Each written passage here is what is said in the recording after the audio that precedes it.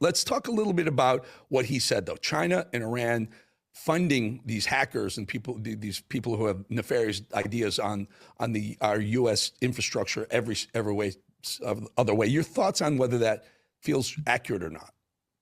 Yeah, look, Cash is not wrong in this regard.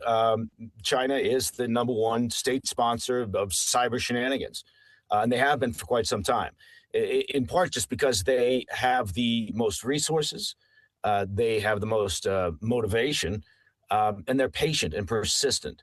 So it's absolutely true. Look, the FBI is likely opening a counterintelligence case related to China every single day. Once they are stretched thin on Chinese counterintelligence cases alone, because that's how aggressive they are from their state-sponsored agencies. But also, as Cash mentioned, they work with there's not really a private sector in China. There's not sort of a firewall between the government, the intel apparatus, the PLA, and their companies. They work hand in hand.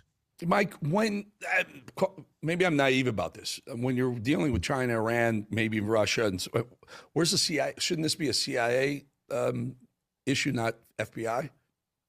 No, it's both. Look, honestly, it's both agencies and several others involved because it's that big a problem. And so, yes, when you think about sort of the remit, then of course the FBI has the remit for domestic investigations, domestic operations.